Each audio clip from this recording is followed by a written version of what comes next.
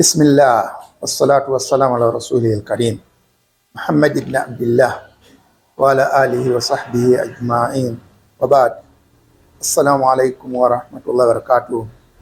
abatuwuliriza era n'abatulaba ku Al-Mimbar Media Group tuwaniriza nnyo nateera tuzze n'omusomo gwaffe gugamba nti okwewala akabi akali mu kutemerera ebigambo ebijweteke oba ebipaatiike biyite nga bw'olaba okussaawo ebiboozibozi nga tekiriyo n'okigunjawo naye olw'okwagala okwonoona abantu abatudde entende okwagala okutuusa ku banno ebizibu abasiraamu kyokka nga tebabikola.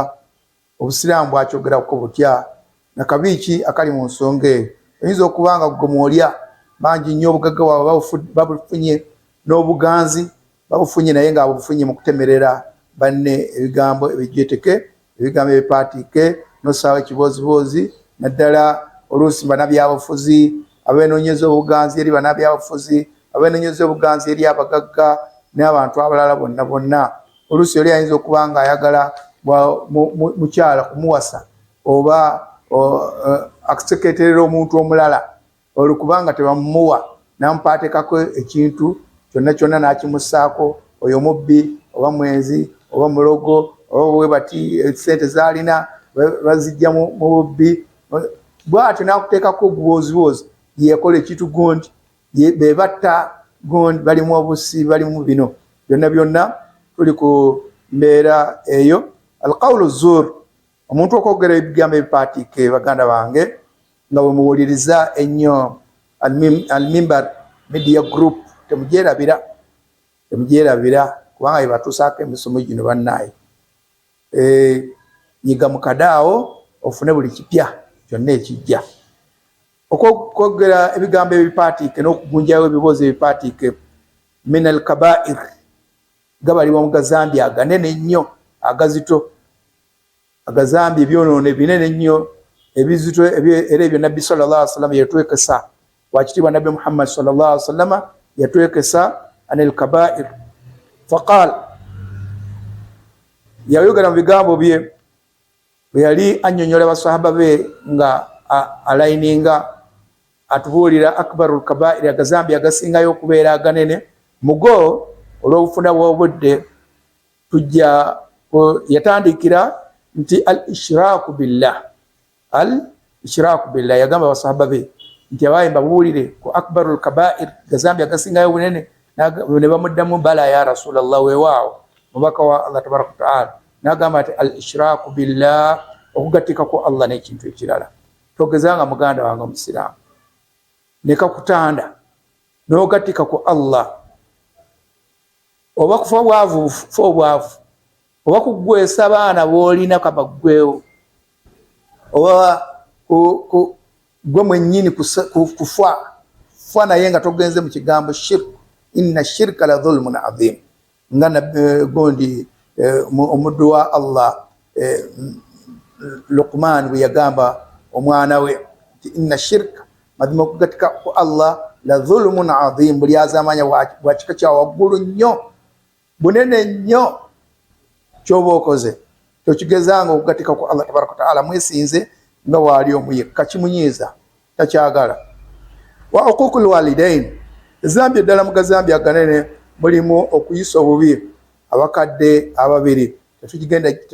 Kigenda diipu nnyo kubanga kusiga omusomo gwaffe bashehe bakisomesezaako engeri y'okuyisa obubi abakadde ababiri tukolanga kyonna ekibanyiiza oba okubayisa obubi bawe buli kalungi nga nabo bebakuwanga buli kalungi oba noonyeze buli ssanyu nga nabo bebakunoonyezanga buli ssanyu. Olaba ne maama we yakukubiranga mu ngalo n'akuyimbira obuyimba naye nga kyanoonyaamu osanyuke bwe wasanyukanga nga lyessanyu lye naawe lyessanyu lye yakufuniranga naawe limunoonyeze. Lwaki omukaabya amaziga, lwaki omukaabya ennaku neyejjusa, lwaki yakuzaala, lwaki yakulabirira naye nga gwe kanaaluzaala. Okuukul walidaini okuyisa obubi abakadde ababiri abatuzaala taata ne maama kababe balamu oba bafu olina okubayisa obulungi. Omulamu tumuwa buli kalungi n'okumusabira, omufu yedduwa yasigaze yakwagaddeko mukolere saddaaka.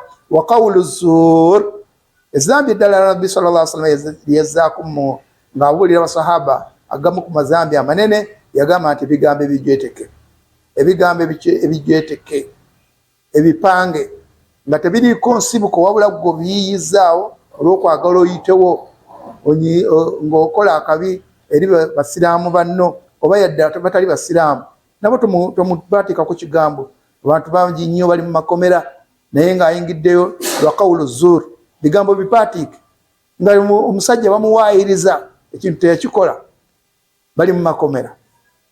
Abalala baatuuka n'okubasalira ne bafa emisango, naye nga omusango gwamumegga mu butuufu teyagukola, naye olw'okuba bali bakipaatiika ne bassaawo n'obujulizi, omulamuzi n'asinzira ku bujulizi, kubanga omulamuzi kitawe teyaliiyo, yasinzira ku bino obujulizi bwe baleese.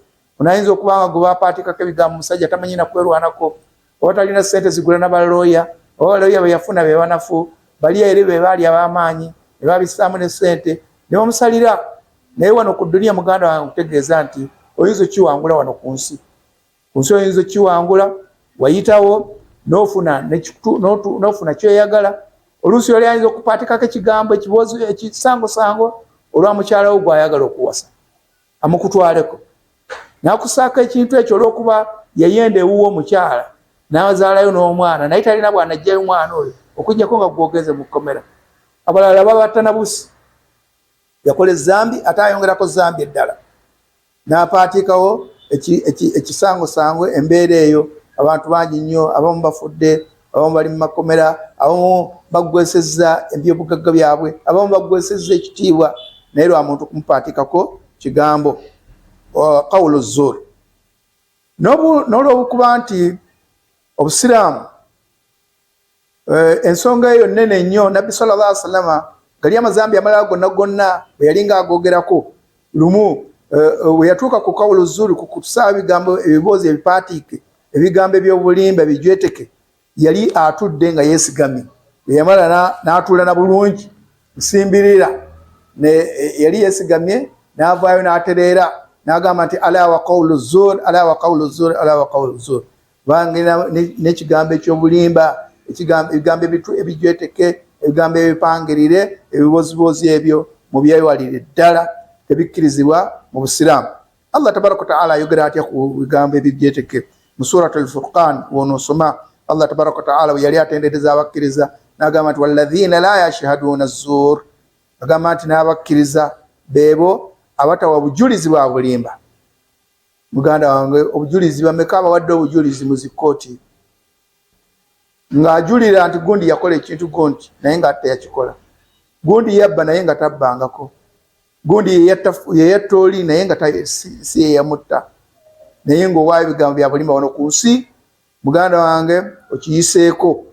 Naye wa Allah tabaraka wa ta'ala lindirira omusango munene. Byonna byonna obuzibu oyo bwe yafuna bwe yatuusibwako ogenda busasulira, eitha obusasulire kuno ku dduniya Allah tabaraka wa ta'ala akikutuuseeko olw'ekiri kiwatuusa kwoli, oba okisasulire ku akhira ku lunaku olw'enkomerero. Sinakindi oluusi okisasulire kuno ku nsi ne ku nkomerero, fil akhira adhabun alim, ku nkomerero ofune ekibonerezo ekikakali nga byonna byonna bivaayo, esente zegoberera olwaddiiru gye wali okola, byonna byonna esente wazireka ku nsi nozirekera n'abasika, n'abasika bonna byonna beyagale, wali wakavaawo bwoti ekizimbe ne batunda kyewalwanirira, omukyala n'afumbira omusajja omulala, byonna byonna kyokka nga wamutta olw'okwagala omuwase, ate ono omukyala era olwamala era n'afumbirira omulala.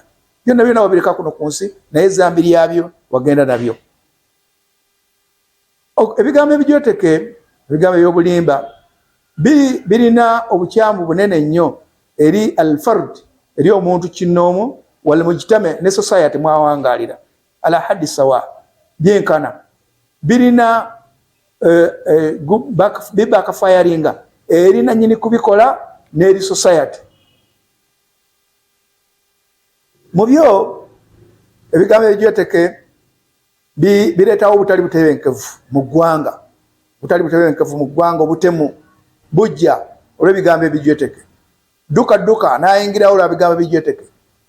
Amaka ne gasasika family ne batategeeragana, laba bigambo bijyeteke zi family abenganda n'abendyo dini byonna byonna netumala ensa mu bakulembeze baffe netumala ensa mu basheikh netumala ensa mu bantu ab'ebitiibwa laba bigambo byonna byonna byamujyetekebwako yafikidu thika baina nnas ate ebigambo bijyeteke bireetawo abantu okuba nga tebakyesigaŋŋana oli gwe batemeredde ebigambo ono abiwulidde abatakyamwesiga gundi bwati bwakola n'alekera awo kumwesiga oba naawe gwe bawulira nti gundi yetemerere oli ebigambo era naawe batandika okuba nga tebakwesiga gundi yakola ekintu gundi yawaayiriza gundi nti yakola bwati nga teyakola ne bakugyamu obwesige yuaddu ila diya'ul huquq okutwala hakki z'abantu wa dhulumu n'obulyazaamaanya byonna byonna biba bijja laba bigambo bijyeteke eri ba abriya abantu abatalina musango n'obanga obajjeeko emaali yaabwe omuntu ne yeerwanako olw'okuba amasaako ekisango kya nsango ne bamugamba kyolina okukola kati gula looya laba esente ezo zaateeka mu gundi mu kugula looya yadde nga amaze n'asinga n'agula looya okuggyako ki omusango sente z'emiliyoni zine zigenda naye nga oli ku bulyazaamaanya gwomutuusa ku mbeera eyo wasazibu adararu nafsiya lilfardi ne bireeta waliyo n'akabi akadda eri omuntu mwennyini nannyini kukikola kubanga okikola oli bwamala n'akuwulira oyinza okumuleetera omutima ate okutuukasaako akabi akasingaawo gwe watemerera kigambo ye n'asalawo akusaanyeewo akugyewo oba oluusi nakatemerera bigambo bwamala okubitemerera bwamanya nti ate bwe binaazuuka nga tebyali bituufu bajja kuntuusaako akabi ne yeesooka naabanga ate yasse oli wakola wassaawo ebigambo by'obulimba